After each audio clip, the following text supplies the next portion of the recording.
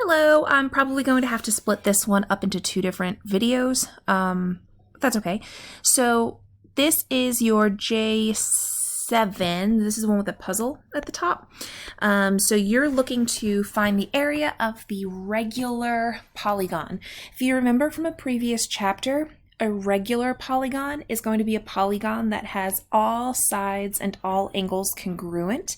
So if I know that this side is 15, it means that this side is 15, and this side is 15, and this whole side is 15. So when I'm thinking about the area, I'm going to use the formula of 1/2 times the apothem times the perimeter. Hopefully you watched those videos, though that word apothem is not a foreign value or a foreign term to you right now. Even if you need help finding it, at least I really hope you found that value. Anyway, so we need both pieces in order to find the area. The apothem is always going to be the measure of the piece that goes from the center of our polygon to the middle of a side of the polygon, and it's always going to meet the side perpendicularly. So in this case, our apothem is that 7.5 measurement. Our perimeter is always the measure all the way around. So like we said before, if this side's 15, and this side is 15, and this is 15, and this is 15, we have 4 sides worth 15, making a perimeter of 60.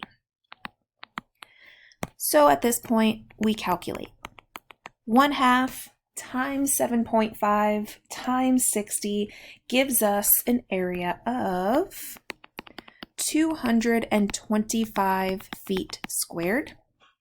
So we look to the bottom over here, 225 is going to be W. So wherever I see a number 1, I put W. That's the only one. Okay. Number 2. Again, we use the formula of 1/2 times the apothem times the perimeter. This question gives us the apothem again. It's the measure from the center to the middle of a side. So that apothem is 4 feet. The perimeter is all 3 sides added up. And now if each side is 14, because this is a regular triangle, we have a perimeter of 42. So 42 times 4 times 1/2 is going to give us an area of 84 feet squared. So we look to the bottom, we find 84 is B. So wherever we see number 2, we put a B. Okay, number 3. Once again, we use area is equal to 1/2 times the apothem times the perimeter. The apothem is provided once more, goes from the center perpendicularly to the middle of the side. So we have an apothem of 6.9. Our perimeter is the measure of all the sides added together. If this is regular, it means all the sides are 10. So we have a perimeter of 50. So 1/2 times 6.9 times a perimeter of 50 gives us an area of 172.5 feet squared. And then when I look to my choices and I realize that they're all answers rounded to the nearest whole, what's it again, 172.5, I find that I have a 173 option here with E. So wherever I see a 3, I'm going to put an E.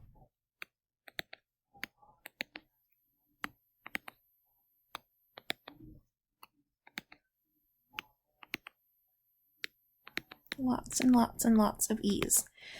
Okay. Number 4. Number 4, they start changing it up because they no longer give me the measure of the apothem. I need to find the measure of the apothem. And here's where video 2 is super important. I know video 2 is lengthy, but you need to watch video 2. I'm still going to use that 1/2 times the apothem times the perimeter formula. But now, in order to figure out what this apothem measurement is, we need to do a little bit of side calculation. what we do is we create what we call a central angle. If this shape were inside of a circle, okay, if this entire shape were inside of a circle, I'm going to do it only for this one.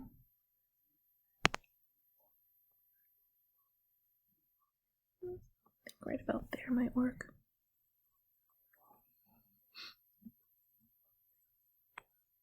Okay, so notice if we took this hexagon and we circumscribed it inside of a circle, these pieces here would be equivalent to the radii of the circle. And then this angle here, this entire one here would be considered a central angle. If we drew a radius to every other vertex of that hexagon, we could see that we could split this circle up into 6 central angles, correct? And if I look at all of those central angles together, we realize it does consist of the entire circle. So if I wanted to know what one central angle was worth, I would consider that an entire circle contained 360 degrees, and we just split this into 6 different ones. So that makes each one of these a 60-degree angle. So this entire angle is 60 degrees. Okay, let me erase all of this excess now. So not only do we know that this entire angle, is 60 degrees, but we also know that this apothem is splitting that angle, and it's splitting that angle down the middle, so it's bisecting it. So if that entire central angle is 60, it means this one is 30, it means this one is 30. What we've actually done is we have created a right triangle that we can now use trigonometry on in order to find the apothem. If you recall from Unit I, if I'm looking to find a side measure using trig, I need to know one of the acute angles. In this case, I know 30. I also, let me erase this exterior circle. I also need to know one of the sides of the triangle, and I also need to identify which side I'm looking for.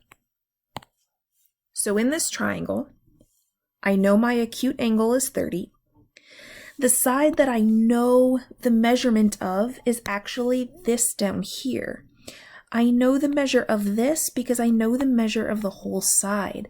Remember, if this side is 10, every side is 10. So I know that this side of that triangle is 5, right? It's half of the side. So right now I know I'm dealing with the side opposite from my acute angle. I'm looking for the apothem, which is adjacent to that angle. So I'm going to be working with, if I remember SOHCAHTOA,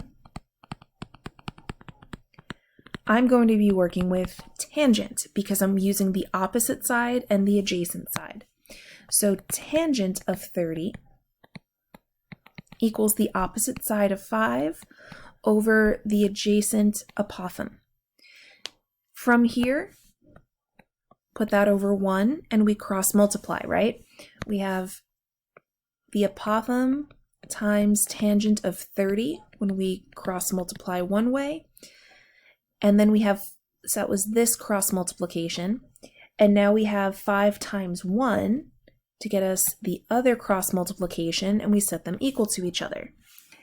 Our goal is still to solve for the apothem, so to get that value alone, we can divide by tangent of 30. That gets rid of it over here. We're down to finding the value of just the apothem, and if I do it in the calculator, 5 divided by tangent 30 and close parentheses, I get that it is approximately 8.7. Now I can go back to that that area formula. So far we just found we have 1/2 times our new apothem, which is 8.7, and now we still need our perimeter. But that's easy. We know that one side is 10. We know we have 6 sides, so my perimeter is 60. So 60 times the 8.7 times 1/2 gives us an area of 261 feet squared. So 261 down on the bottom is the letter S. So wherever we see a 4, we put an S. Okay. Okay, do that again here. We want the apothem in order to keep going, right? So if I'm told the perimeter this time, on the last question we were told what one side was worth. This time I know the entire perimeter. So actually, if I think about our formula, 1/2 times the apothem times the perimeter, I can already plug 72 into that perimeter spot. We just need to use that perimeter to find the apothem. So again, we create one central angle. And if I think about the fact that if this were enclosed within a circle, I would be able to split that circle into 3, 4, 5, 6, 7, 8 central angles. This is an octagon here.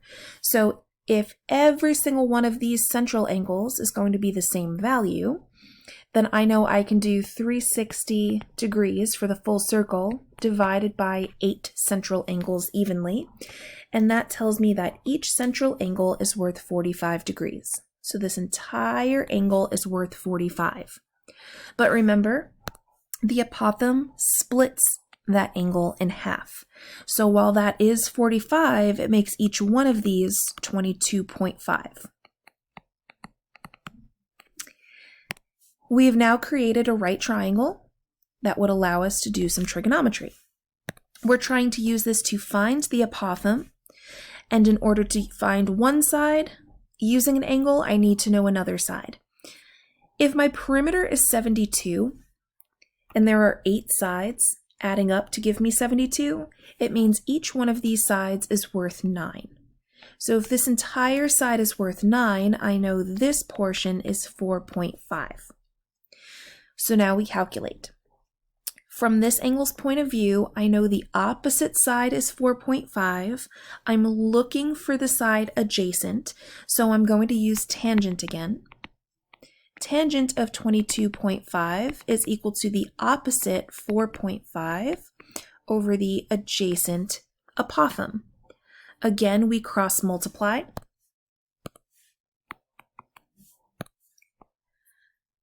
So the apothem times tangent of 22.5 equals the other cross product of 4.5. We divide by tangent of 22.5. And we find that the apothem, if I do 4.5 divided by tangent of 22.5, we find that the apothem is approximately 10.9. So now we go back to our formula. 1/2 times 10.9 times 72